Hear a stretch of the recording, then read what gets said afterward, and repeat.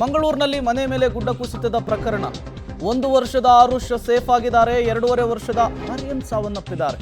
ಅವಶೇಷಗಳಡಿ ಸಿಲುಕಿ 2 ಮಕ್ಕಳು ಕೂಡ 9 ಗಂಟೆಯಿಂದ ನರಳುತ್ತಾ ಇದ್ರು. 9 ಗಂಟೆಗಳ ಕಾಲ ಮಕ್ಕಳನ್ನ ಬಿಗಿದಪ್ಪಿ ತಾಯಿ ರಕ್ಷಿಸಿದಂತಹ ರೀತಿ ಇದೆಯಲ್ಲ. ಮನೆ ಕುಸಿತದಲ್ಲಿ ಸಾವನ್ನಪ್ಪಿದಂತಹ ವೃದ್ಧೆ ಪ್ರೇಮ ಪೂಜಾರಿ ಮಂಗಳೂರಿನಲ್ಲಿ ಮನೆ ಮೇಲೆ ಗುಡ್ಡ ಕುಸಿತದ ಪ್ರಕರಣಕ್ಕೆ ಸಂಬಂಧಪಟ್ಟಂತೆ ಒಂದೇ ಮನೆಯ 2 ಸಾವನ್ನಪ್ಪಿದ್ದಾರೆ.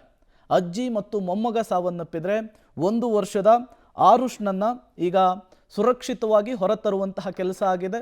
ಆಸ್ಪತ್ರೆಗೆ ದಾಖಲಿಸುವಂತಹ ಕೆಲಸ ಆಗಿದೆ.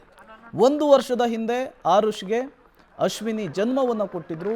ಇವತ್ತು NDRF, SDRF ಮತ್ತು ಸ್ಥಳೀಯರು ಎಲ್ಲರೂ ಸೇರಿ ಪುನರ್ಜನ್ಮವನ್ನು ಕೊಟ್ಟಿದ್ದಾರೆ 1 ವರ್ಷದ ಆರ್ಯನ್ಗೆ. ಅದರಲ್ಲೂ ಕೂಡ ಮಹಾತಾಯಿ ಗಟ್ಟಿಗಿತ್ತಿ ಅಶ್ವಿನಿಯವರ ಧೈರ್ಯವನ್ನು ಮೆಚ್ಚಲೇಬೇಕು.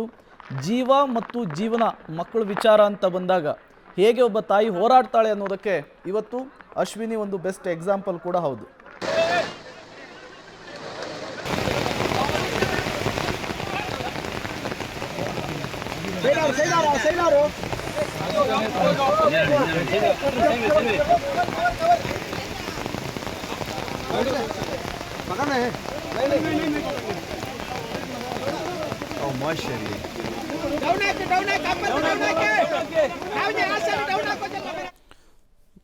ಡೀಟೇಲ್ಸ್ ಕೊಡ್ತಾರೆ ಸುಖಪಾಲ್.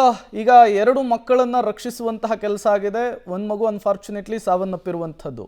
ಬಟ್ ಈಗ ಈ ಮಹಾತಾಯಿ ಅಶ್ವಿನಿಯನ್ನ ರಕ್ಷಿಸುವಂತಹ ಕಾರ್ಯಾಚರಣೆ ಹೇಗೆ ಸಾಗ್ತಾ ಇದೆ ಮಳೆಯ ನಡುವೆಯೂ ಕೂಡ ಅಂತ?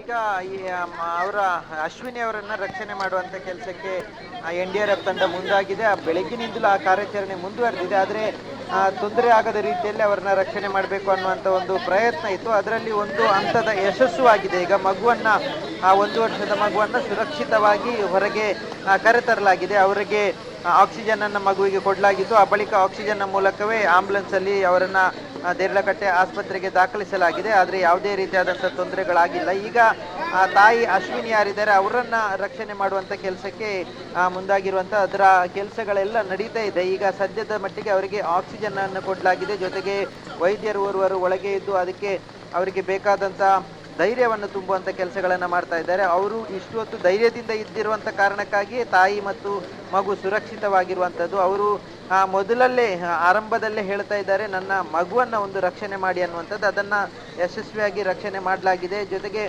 ಸುಮಾರು 9 ಗಂಟೆಗಳ ಕಾಲ ಈಗ ನಿರಂತರವಾಗಿ ಅದರ ಒಳಗೆ ಸಿಲುಕಾಕೊಂಡೇ ಇರುವಂತ ಪರಿಸ್ಥಿತಿಯಲ್ಲಿದ್ದಾರೆ. ಬೆಳಿಗ್ಗೆ ಸುಮಾರು 4:15ಗೆ ಈ ಒಂದು ಘಟನೆ ಆಗಿದೆ. ಆ ಸಂದರ್ಭದಲ್ಲಿ ಅವರ ಗಂಡ ಏಕಾಏಕಿಯಾಗಿ ಶಬ್ದ ಕೇಳಿರುವಂತ ಹಿನ್ನೆಲೆಯಲ್ಲಿ ಅವರು ಹೊರಗಡೆ ಓಡಿ ಬಂದಿರುವಂಥದ್ದು. ಆ ಬಳಿಕ ಸಂಪೂರ್ಣವಾಗಿ ಕುಸಿದು ಬಿದ್ದಿದೆ.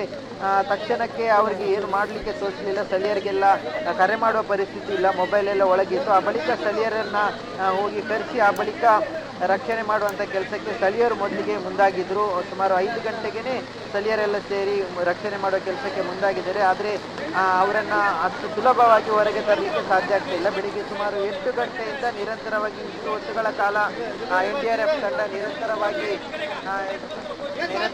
ಕೆಲಸವನ್ನ ಮಾಡ್ತಾ ಇದ್ದಾರೆ. NDRF ತಂಡದವರು ಜೊತೆಗೆ SDRF, ಅಗ್ನಿಶಾಮಕ ದಳದವರು ಎಲ್ಲರೂ ನಿರಂತರ ಕಾರ್ಯಾಚರಣೆ ಮಾಡ್ತಾ ಇದ್ದಾರೆ. ಹೀಗಾಗಿ ಆ ಸಂದರ್ಭದಲ್ಲಿ ಯಾವುದೇ ರೀತಿಯ ತೊಂದರೆ ಆಗದ ರೀತಿಯಲ್ಲಿ ಅಶ್ವಿನಿ ಅವರನ್ನ ಈಗ ಹೊರಗೆ ತೆಗೆಯುವಂತ ಕರ್ಕೊಂಡು ಬರುವಂತ ಕೆಲಸಗಳಿಗೆ ಮುಂದಾಗಿದ್ದಾರೆ. ಈಗ ಕೆಲವೇ ಕ್ಷಣಗಳಲ್ಲಿ ಅವರನ್ನ ಹೊರಗೆ ತೆಗೆಯುವಂತ ಸಾಧ್ಯತೆ ಇದೆ. ಅವರ ಮೈ ಮೇಲೆ ಬಿದ್ದಿರುವಂತ ಒಂದು ಮಣ್ಣು ಆಗಿರ್ಬೋದು ಅಥವಾ ಕಲ್ಲಾಗಿರ್ಬೋದು ಅದನ್ನೆಲ್ಲ ಈಗಾಗಲೇ ಕ್ಲಿಯರ್ ಮಾಡಿದ್ದಾರೆ. ಅಲ್ಲಿಗೆ ತಲುಪಲಿಕ್ಕೆ ಮೊದಲಿಗೆ ಕಷ್ಟ ಆಗಿತ್ತು, ಅದರಲ್ಲಿ ಯಶಸ್ವಿಯಾಗಿದ್ದಾರೆ. ಅಲ್ಲಿಗೆ ಸಿಬ್ಬಂದಿಗಳು ತಲುಪಿದ್ದಾರೆ. ಆ ಬಳಿಕ ಅವರನ್ನ ಈಗ ಹೊರಗೆ ತರುವಂತ ಕೆಲಸ ಮಾತ್ರ ಉಳಿದಿರುವಂಥದ್ದು. ಅವರನ್ನು ಸುರಕ್ಷಿತವಾಗಿ ತರಲಿಕ್ಕೆ ಎಲ್ಲ ರೀತಿಯಾದಂತಹ ಪ್ರಯತ್ನಗಳನ್ನ NDRF ತಂಡದವರು ಮಾಡ್ತಾ ಇರುವಂಥದ್ದು. NDRF ತಂಡದ ಸಿಬ್ಬಂದಿಗಳು ಒಳಗಿರುವಂಥದ್ದು, ಜೊತೆಗೆ ವೈದ್ಯರು ಹೊರಗಿರುವಂಥದ್ದು.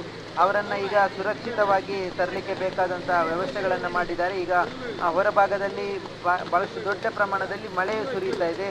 ಆದರೂ ಯಾವುದೇ ರೀತಿಯಾಗಿ ಕಾರ್ಯಾಚರಣೆಯನ್ನ ನಿಲ್ಲಿಸದೆ ನಿರಂತರವಾಗಿ ಕೆಲಸ ಮಾಡ್ತಾ ಇರುವಂಥದ್ದು. ಸ್ಥಳೀಯರಾಗಿರ್ಬೋದು, ಅಗ್ನಿಶಾಮಕ ದಳದವರಾಗಿರ್ಬೋದು, NDRF ಆಗಿರ್ಬೋದು, SDRF ಎಲ್ಲರೂ ಇಲ್ಲಿ ಸೇರಿ ಇದನ್ನ ಸುರಕ್ಷಿತವಾಗಿ ಇವ್ರನ್ನ ಹೊರಗೆ ತರಬೇಕು ಅನ್ನುವಂಥ ಕೆಲಸಗಳನ್ನ ನಿರಂತರವಾಗಿ ಮಾಡ್ತಾ ಇದ್ದಾರೆ. ಈಗ ಒಂದು ಹಂತದಲ್ಲಿ ಕಾರ್ಯಾಚರಣೆ ಯಶಸ್ವಿಯಾಗಿದೆ. ಒಂದು ಮಗುವನ್ನ ರಕ್ಷಣೆ ಮಾಡಲಾಗಿದೆ, ಇನ್ನೊಂದು ಮಗು ಸಾವನ್ನಪ್ಪಿದ್ರು. ಈಗ ತಾಯಿಯನ್ನ ಸುರಕ್ಷಿತವಾಗಿ ಹೊರಗೆ ತರಬೇಕು ಅನ್ನುವಂಥ ಹಿನ್ನೆಲೆಯಲ್ಲಿ ಕಾರ್ಯಾಚರಣೆ ಮುಂದುವರೆದಿರುವಂಥದ್ದು ಪ್ರೇಮ್. Okay, super.